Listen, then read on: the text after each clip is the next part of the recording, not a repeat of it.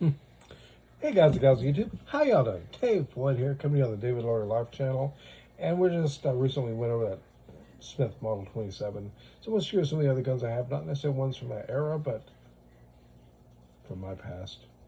But life started for me, and I always really appreciated the Smith Model 28, which, as you know, would be what you would call the end frame, but forward into a 357 Magnum, which gives it a lot of strength, a lot of weight, a lot of good feel to it, beautiful action, and the same massive feel. This does not have the target sights, and it's well loved. It's been holstered a lot, shot a lot. It's got the wider trigger, a very wide trigger, wide spur hammer like the Model 29. Action feels great on the same.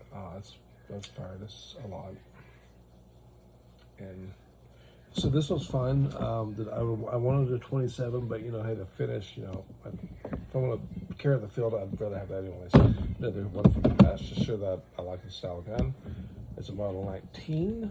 Now this does have the target sight, and you can see right here that this is a more traditional sized K-frame, and the 57 Magnum round sometimes could historically put these at a time.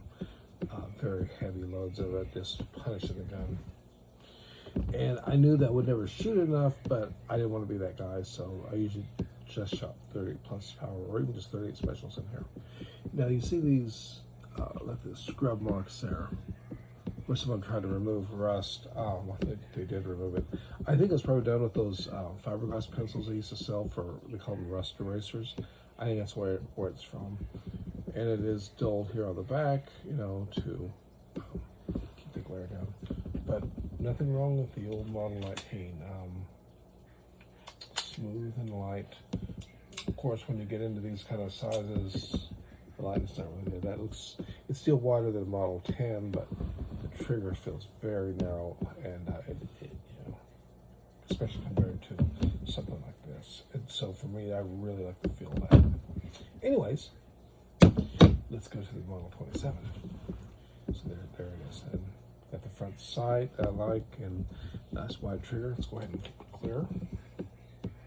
And of course, it being revolver, cylinders empty, the chamber's empty with the cylinders out. I mean, there's some marking, but it's really nice. And that bright blue is so beautiful. I definitely like the wider trigger. So I guess in a perfect world, I prefer the 27, but let's face it, they're kissing cousins. I mean, and I think you'd understand that I was, in my mind, especially growing up, I always saw the 28 as kind of field grade of the 27. And if you're just going to be carrying out in the rain and camping and stuff, I mean, really, do you really want to beat up a 27, But having them in a hand, the difference in the barrel, the way the lugs are done and stuff, this somehow feels lighter and more balanced, and that's kind of funny because, let's face it, also the other thing too, the matting problem on top, they didn't just merely mat it, but they actually checkered all the way down. And the attention to detail is just amazing on this thing. But otherwise, I mean, just out in the field, there it is, right? Especially since I have seen one of these with this tall sight, and I imagine that would be available from the factory. I would imagine so. As I said in one of my earliest videos when this channel first started covering Smith and Wesson, am I a collector or am I just an enthusiast? And was determined by y'all in the comments that I'm just an enthusiast. I mean, I'm not. I know it's pinned and stuff like that, but that knowledge doesn't really come from poring over and obsessing about minute details. These are guns that I've enjoyed shooting. Have memories of being in the rain, or thinking about what to get, or doing stuff in school and homework, and do I really have time to be out here, doing target practice and stuff like that. And of course, memories of my dad, showed me how to shoot and stuff. This medallion's trying to work loose here. We have to keep an eye on that. But I wanted 27, and every time I saw one, the price was like, oh, and I always thought, why? You got a 28 at home.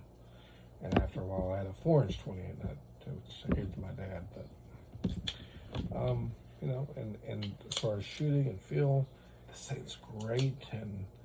But then when I see that 27, and the 6-inch barrel that they didn't have an 8 3/8, that'd be pretty awesome. But I do like the Smiths, and I was at the 19s even before I read Bill Jordan's article. I knew about the 19s.